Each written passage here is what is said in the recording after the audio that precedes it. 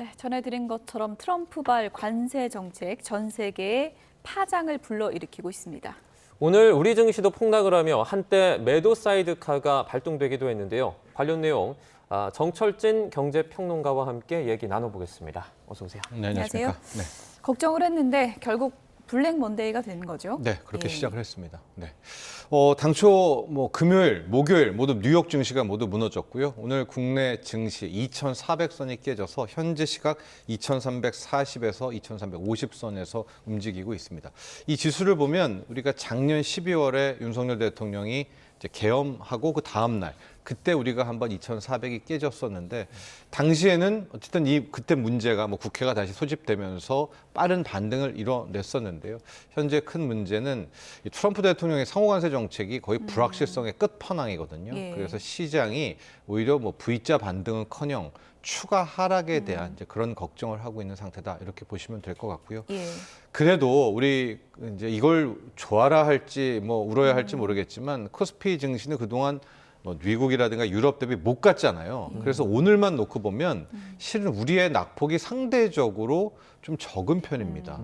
홍콩 증시라든가 대만, 일본 거의 10% 가까운 대폭락이 나오고 있는 반면에 우리는 한 4%대에서 5% 정도 이제 하락이거든요.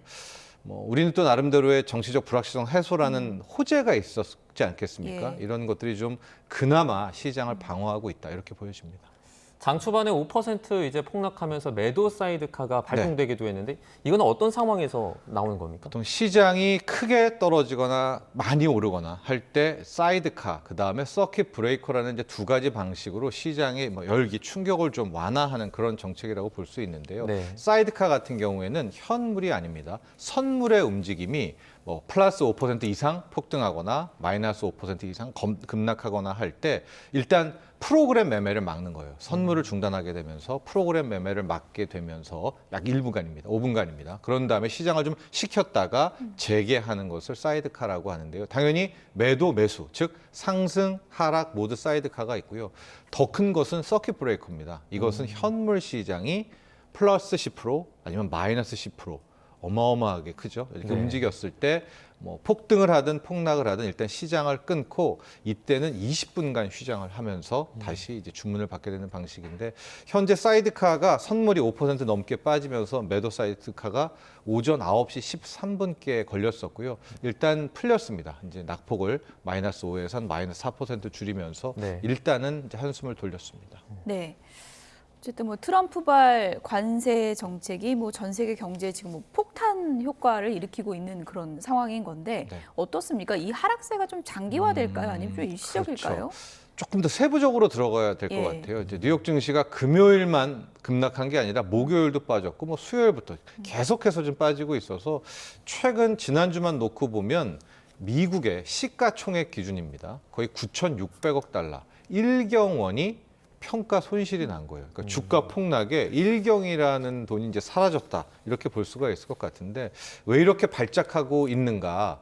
실은 상호관세를 우리가 알고 있었잖아요.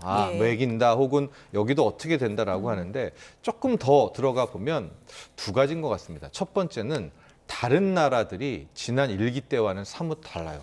그러니까 지난 일기 때는 이렇게 트럼프 대통령이 엄포를 놓고 압박을 하면 고개를 수그리는 경우가 많이 있었습니다. 물론 지금도 베트남이라든가 앞서 대만 영상도 보셨지만은 빨리 우리가 좀 협조할 테니까 이 상호관세를 깎아달라 이렇게도 하지만 중국 같은 경우에는 완전히 다른 모습입니다. 지난 일기와는 다르게 지난 주말에도 나왔지만은 아예 전면 재보복입니다. 똑같이 34%의 관세에다가 이제 희토류 수출 금지까지 나왔고요. 캐나다도 그렇고 유럽연합도 약간 균열이 있다 하더라도 지금 전면 보복으로 나서고 있거든요. 그러니까 일기 때와는 다르게 이렇게 맞보복이 나온다면 시장이 두려워하는 거는요. 트럼프의 상호관세도 문제지만 이게 맞보복으로 나오면서 일종의 판이 커지는 치고받는 이게 전쟁으로 가게 되는 이런 형국이기 때문에 협상이 아니라 이제 전쟁으로 맞습니다. 이걸 가장 두려워하는 거고요. 두 번째는 왜 이렇게 시장을 빠졌는가? 트럼프 대통령이 점점 하는 모습을 보니까 스스로 고립을 시키고 있습니다. 예. 이제 보통 우리가 생각하는 트럼프 대통령에 대해서는 주식 시장은 지켜줄 거야, 시장은 망가뜨리지 않을 거야, 예. 이건 협상용 카드일 거야. 이제 이런 생각 때문에 빠졌다가도 올라가고 하는데 트럼프 대통령이 본인이 생각해도 이렇게 했다가는 이제 소위 말하는 약발이 안 먹힐 것 같아요. 그러니까 계속해서 강경. 그러니까 강경이라는 것의 끝은 실은 파국밖에 없지 않겠습니까? 예. 네. 이것을 현재 시장이 반영하고 있다 이렇게 보시면 되겠습니다. 그 강경 이렇게 대응하고 있는 게 지금 사실 중국 아니겠습니까? 네. 미국과 중국에 이렇게 계속해서 관세를 서로 올리다 보면 전 세계적인 관세 전쟁에 뭐 휘몰아칠 수도 있다 이런 분석도 그렇죠. 나오고 그걸 이제 앞서 말한 것처럼 가장 두려워하는 겁니다. 이게 미국만 때렸고 뭐 상대방이 이게 좋은 것은 아니지만 여기에서 우리가 승복하겠다, 뭐 일정 부분 타협하겠다라고 하면 어떤 해법이라든가 탈출구의 로드맵은 나오지 않습니까? 네. 근데 앵커도 얘기하셨듯이 이게 상대국이 2판 4판이다. 이제 전쟁으로 나올 때는 어디로 튈지 모르는 불확실성이 커지잖아요. 게다가 지금 뭐 외신들이라든가 전문가 분석에 따르면 단기적으로 놓고 보면 오히려 중국이 유리할 수도 있다. 이제 이런 얘기가 함께 나옵니다. 시진핑이 뭐 웃고 있다 이런 얘기도 있잖아요. 우선 이제 예. 크게 봐도 뭐 이번 라스 트럼프니까 예. 뭐 트럼프는 더 못한다고 할 텐데 왜 단기적으로 중국이 유리하냐? 미국 같은 경우에 중국에서 수입하는 게 600조입니다. 하고 중국은 미국에서 수입하는 게 200조예요. 네. 그럼 얼핏 생각하면은 관세 같이 34% 때리면은 중국이 더 피해를 보겠죠. 왜냐하면 중국은 600조나 수출을 하는데. 네. 그런데 이걸 바꿔 해석해야 됩니다. 왜냐하면 미국 국민 입장에서는 예. 600조 원에 달하는 물건에 대해서 지금 중국은 50%가 넘습니다. 여기에 관세가 매겨지는 거고 반면에 중국의 인민들은 200조라는 중국. 물론 여기에는 대두 같은 예. 먹거리도 있지만 여기에 34%의 관세가 붙는 거기 때문에 단기적으로 놓고 보면 누구의 불만이 더 크겠습니까? 이게 이제 미국인들이 엄청난 타격을 받게 되고 예. 뭐 물가가 막 오르나요? 그렇죠. 어떻게 물가가 되나요? 대폭등하게 예. 되겠죠. 이미 예. 중국산 메이드 인 차이나에 600조에 50%의 관세가 붙으니까 미국인들은 뭐 거의 지금 반발하고 있고 주말에도 전국에서 이제 시위가 벌어지고 있고요. 핸즈 오프라는 손 떼라, 트럼프는 예. 떠내라는 이제 반 트럼프까지 나오고 있는데 이제 단기적으로 놓고 보면 오히려 중국은 예. 미국에서 수입하는 게 뭐 대두라든가 이 정도였기 때문에 인민들의 동요는 없다라는 게 전문가들의 분석입니다. 다만 이게 중기 장기적으로 가면 실은 중국도 결코 뭐 지금처럼 뭐 피해가거나 웃을 수 없거든요. 그래서 언젠가는 이 미중이 트럼프와 시진핑이 한번 협상 테이블에 앉을 텐데 저는 그게 틱톡이 아닐까 이렇게 생각을 하거든요. 네. 지금 이제 중국의 틱톡을 미국 기업에 이제 파는 요걸 가지고 예. 이 자체적인 게 저는 대단한 게 아니라 이걸 빌미로 우리가 이 소통이라는 걸 해야 되잖아요. 근데 뻘쭘하지 않습니까? 이게 갑자기 대화를 하려면 예. 이걸 가지고 뭐 판다 안 판다 유예를 준다 안 한다 이런 협상을 통해서 아마 트럼프와 시진핑이 만나는 명분을 삼지 않을까라고 보고 있습니다. 어쨌든 뭐 단기적으로는 서방 동맹에 이제 균열이 생길 수밖에 없는 거니까 이런 분위기라면 뭐 거대한 시장이 중국 쪽으로 몰릴 수 있다 이런 기대감도 중국에서는 하는 것 같거든요. 그렇죠. 이제 예. 근데 너무 좀 큰 얘기인 것 같고요. 예. 이 자체적으로 보면 예. 중국도 그리 만만치가 않고 중국의 내부 사정, 뭐 시진핑의 정치적 상황이라든가 중국의 내수 시장 역시도 상당히 힘든 국면입니다. 그러니까 장기적으로 가면 모든 게 피해고 오히려 중국이 더 큰 피해겠지만 예. 계속 왜 그러냐? 단기적으로 봤을 땐 중국이 지난 1기와는 다른 모습이고 두 번째가 말씀하신 그겁니다. 이번에 이제 맞보복을 하면서 관세 보복도 했고 중국이 히토류 보복도 했지만 마지막에 소송전을 펼치거든요. 네. 이제 WTO에다가 미국을 제소를 하는데 중국이 제소를 하면서 세계 각국은 다 모여라. 그러니까 마치 자기가 리더인 양 우리가 이제 미국을 칠 텐데 다 힘을 모으자. 이제 이런 식으로 마치 준 패권을 보이는 모습이 나오고 있기 때문에 이것이 중국의 과거와는 좀 다르네. 이런 좀 이면이 있는 거고 아마 이것 때문에 뉴욕 증시는 훨씬 더 큰 뭐 폭락을 맞이하지 않았나 보여집니다. 이 관세 전쟁이라는 게 어쨌든 그 미국 발로 지금 시작이 되지 않았습니까? 네. 트럼프 대통령 발로 시작을 했는데 이 전쟁 자체가 관세 전쟁 자체가 오히려 미국 기업에도 타격을 입힌다라는 얘기도 많이 나오고 있어요. 네, 뭐 그건 엄밀히 말하면 당연한 거죠. 관세라는 자체가 전체 시장을 죽이기 때문에 네. 이제 결과적으로 그런 건데 또 하나 좀 이유가 뭐냐면 어느 정도 미국 기업들도 준비를 한 게 아니지 않습니까? 가령 지금 애플 이야기가 많이 나오는데 애플의 아이폰 같은 경우에 중국, 인도 뭐 이 베트남 이런 데서 만드는데 지금 트럼프 대통령이 상호 관세로 매긴 나라들이 다 중국, 인도, 베트남. 베트남은 무려 46%입니다. 중국은 작년 뭐 이미 매기는 거 포함하면 54%고요. 그러면은 아이폰 가격 상승 예상도 상당히 맞습니다. 많이 오르네요. 예, 가격이. 그러면 소비자들이 저 정도 100만 원 더 주고까지 아이폰을 살까요? 그럼 당연히 애플 주가에 대한 충격, 애플 기업에 대한 충격으로 나올 수 있을 것 같고요. 마이크로소프트도 지금 한창 뭐 지브리풍으로 그려줘라는 챗 GPT의 유료 회원 늘고 있다라고 하는데 지금 데이터 센터 추가 증설 속속 취소하고 있거든요. 네. 이제 그만큼 경기 침체가 꼭 쪼그라진다는 거고요. 저희 이제 스탈렌티스 예가 나왔지만 미국 자동차 기업은 우리가 생각하기에 좋겠죠. 현대차를 그렇게 매겨, 일본차, 독일차 관세를 매기지만 잘 보시면 GM 같은 경우에는 그러니까 미국 내 생산이 50%도 안 됩니다. 네. 그러니까 GM도 같이 부품이라든가 관세를 맞아야 되는. 그러니까 트럼프의 관세가 꼭 미국 기업들은 다 좋다. 절대 아니라 미국 스스로도 발목 잡는 이런 형국이 나왔습니다. 어쨌든 뭐 트럼프 대통령의 전략은 많이 봐왔는데 일단은 엄포를 놓고 협상에 이제 유리한 위치에 서고자 하는 그런 전략이라고 볼 수 있는데 네. 우리도 이거를 좀 현명하게 잘 넘어가야 되잖아요. 네. 이 관세 정책 어떻게 좀 전략을 짜야 됩니까? 저 이제 이게 어떻게 하면 판이 끝나는지를 예. 봐야 되겠고 그다음에 우리의 대응을 봐야 될 것 같은데 지난 일기 때 이 작전을 너무나 많이 다른 이제 국가들이 본 것 같습니다. 그러니까 엄포를 놔도 맞보복을 한다라든가 예. 풀어주겠지라든가 이제 그런 낙관을 갖고 있거든요. 그러면 트럼프가 할 수 있는 것은 그 엄포와 공포의 강도의 폭을 더 키우겠죠. 예. 그렇게 된다면 이게 자칫 2분기 여름까지도 이 트럼프의 저 맹목적인 강압이 더 이어질 수도 있을 것 같습니다. 그런 언저리에서 한 줄기 좀 해법이 나올 수 있을 텐데 지금 시장이 생각하는 해법은 이 어느 와중에 한번 예외를 주는 거죠. 아, 베트남이 이번에 제로 관세 같은 것들을 요구했으니까 예. 베트남은 한 10% 깎아준다라든가. 이 협상이라는 것만 나오면 일단 시장은 한숨 돌릴 수가 있을 것 예. 같고요. 이제 두 번째가 뭐 이따도 얘기했지만 연준의 금리 인하, 이제 시장의 금리를 좀 떨어뜨린 이제 이거 두 가지가 바닥 신호라고 볼 수 있을 텐데 우리는 그럼 어떻게 대응해야 되느냐? 저는 절대 먼저 나가서는 안 된다고 보여집니다. 이번에 현대차를 보시면 알겠지만 예. 현대차가 뭐 30조를 추가 투자를 하는 겁니다. 예. 새로 트럼프 정부에서. 그리고 백악관에서 그 파티를 하고 뭘 다 하고 심지어 립 서비스로 예. 현대차는 관세 안 내도 된다. 왜냐하면 현대차만 들어간 게 아니라 예. 제철도 들어가거든요. 예. 그런데 감감무소식이고요. 예외가 없죠. 네. 일본도 당했죠. 이시바 총재 갔다가 다 베풀고 선물 받고 와 이거 스마트하다 영리하다 다 다음 날에 관세 때립니다. 그러니까 트럼프 대통령은 먼저 뭘 나서서 우리가 하기보다는 차라리 트럼프 대통령이 들어오기를 미국이 들어오는 것을 보고 받아치는 하고 타국들이 어떻게 하는지를 보고 판을 좀 더 읽어야 된다. 맞습니다. 하고 네. 우리가 선물을 먼저 줄 필요는 이제 없는 것 같아요. 벌써 이제 알래스카 뭐 LNG 가스가 뭐 뭘 사줄까 하는데 지금 보면 먼저 우리가 선물을 주거나 먼저 고개를 숙였을 때 더 가혹하게 대하는 예. 좀 일기 때와는 다른 모습도 있거든요. 예. 이런 것도 우리 당국에서 좀 파악해야 될 것 같습니다. 네.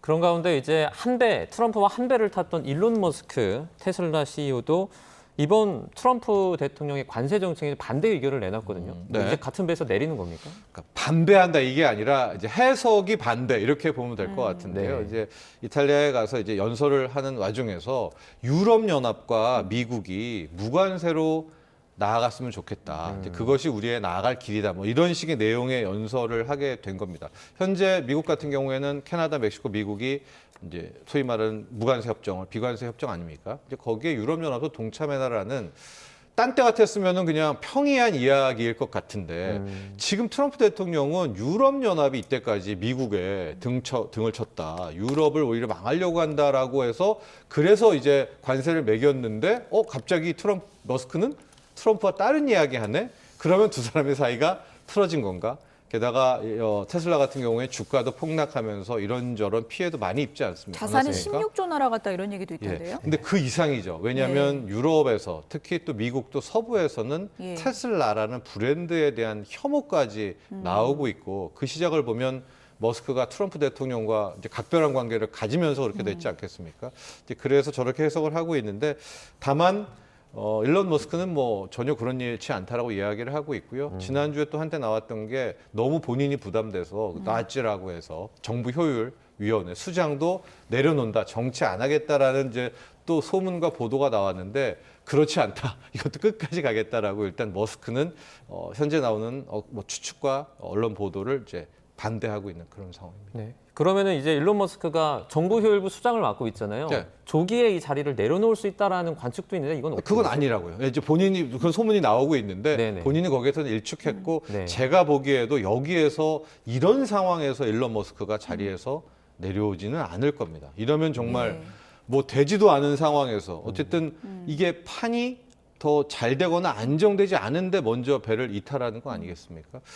정말 그렇게 된다면 트럼프 행정부는 훨씬 더 고립무원이 되겠지만 글쎄요, 그런 선택은 현재로서는 좀 가능성이 낮지 않나 보여집니다. 일론 네. 머스크는 뭐 성격이 강하기로 치면 트럼프 대통령 못지않은 그런 인물인데 네. 어쨌든 정치인이기 이전에 기업인이다 보니까 기업의 이익을 대변하다 보면 계속 좀 충돌할 수밖에 없는 거 아니냐 이런 관측도 많습니다. 그렇죠. 예. 그럼에도 불구하고 왜 예. 트럼프에게 딱 달라붙었는가라는 것을 보려면 우리는 흔히 일론 머스크가 지금 전기차 팔아 테슬라가 인도량이 뭐 만내 정례하겠지만 일론 머스크의 꿈은 그 이상입니다. 가령 자동차 같은 경우에서 더 나아가고 싶은 건 예. 자율주행이고요. 예. 이 지구의 꿈이 있는 게 아니라 우주로 나아가고 싶어 하는 스페이스X인데 이거 잘 보시면 왜 트럼프 옆에 왔고 본인이 정부 효율부라는 나지의 수장이 됐었는가.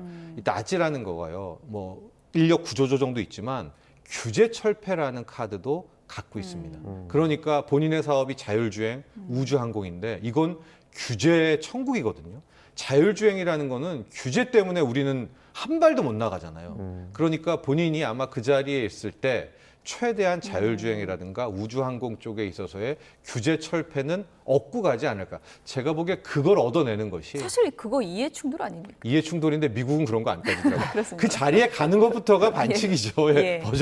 버젓이. 그런데 좀 우리와는 다른 그런 구조였기 때문에 아마 이제 곧 자율주행을 하반기에 이미 이제 샌프란시스코라든가 미국의 서부에서는 다니고 있는데 거기까지 매듭을 짓고 트럼프에서 내리지 않을까 이런 전망을 전략적인 브로맨스군요. 그렇습니다. 예. 이번에는 그 미국 영주권을 좀 얻을 수 있는 골드카드 실물을 트럼프가 공개를 했는데요. 이게 우리나라 돈으로 72억이 넘는다고 해요. 네. 70이요. 네, 500만 달러하고요. 네. 기존에 이제 투자 이민이 한 80만 달러가 있는데 이 정확한 보도는 아닌데 기존에 있는 이 투자 이민을 이 골드 카드로 바꾸는 건지 아니면 투자 이민도 있고 저 트럼프의 골드 카드를 새롭게 나와서 영주권을 부여하는 건지 그것은 좀 명확하지가 않습니다. 저 왜냐하면 카드죠, 저 카드. 네, 저겁니다. 지금 예.